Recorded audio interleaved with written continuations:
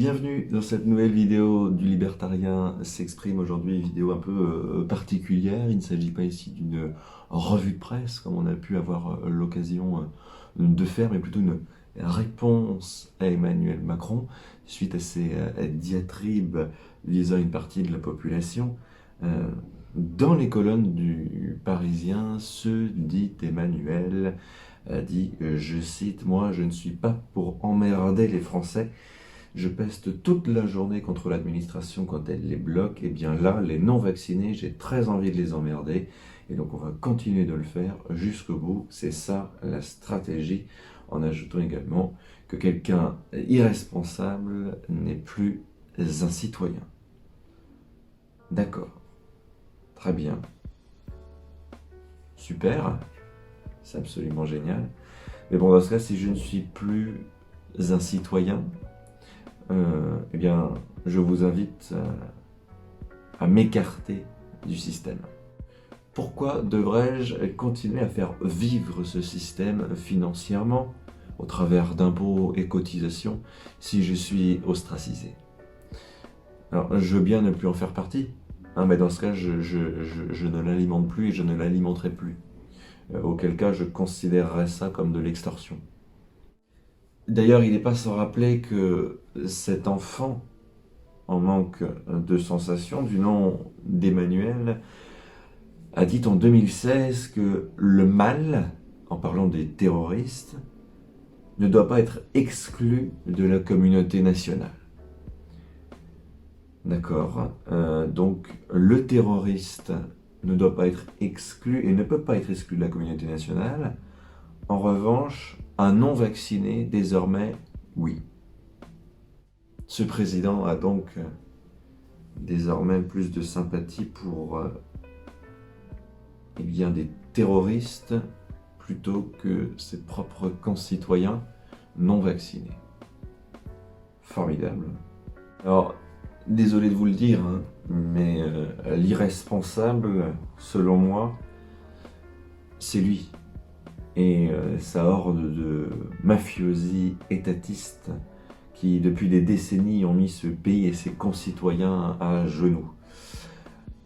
Déjà de par leur gestion catastrophique de cette crise, qui est véritablement la seule irresponsabilité, il ne faut pas se leurrer. Après, notamment, voir dans un enclin de courage, virer du personnel en pleine pandémie au motif seul qu'il n'était pas vacciné, en d'autres termes, le personnel médical, et puis après avoir également fermé des milliers de lits, que ce soit en réanimation par exemple, ou d'autres secteurs médicaux, pour des économies budgétaires qui n'ont d'ailleurs pas été réalisées. Et puis, après également avoir largement subventionné d'autres domaines, comme les médias et la presse, par exemple, en lieu et place des hôpitaux publics qui réclamaient des besoins et du matériel. Bon, eh bien, je porte à croire que son poste de président lui est un peu trop monté à la tête.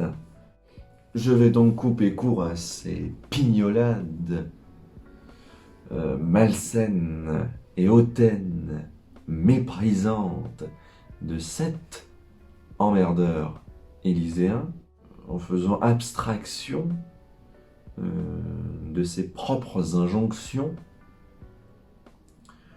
qui, pour moi, ressemblent plus à des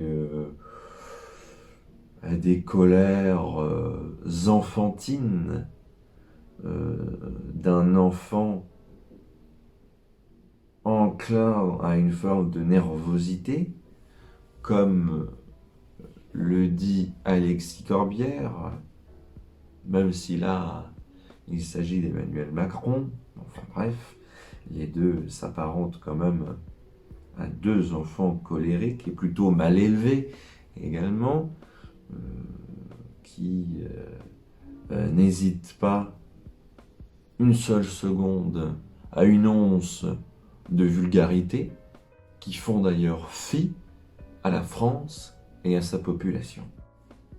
Il faut donc emmerder l'emmerdeur, notamment en refusant de se mettre à genoux, de s'agenouiller devant ses injonctions. Mais ça passe également par le fait de continuer à vivre normalement, comme on le faisait avant, du moins le plus que possible, s'opposer, et ce de façon radicale, à ces dictates qui sont stupides, absurdes et infamants. Sachez, Monsieur Macron, que moi, le citoyen français que je suis, n'a enfreint aucune règle, ni aucune loi. De plus, c'est moi qui paye votre salaire.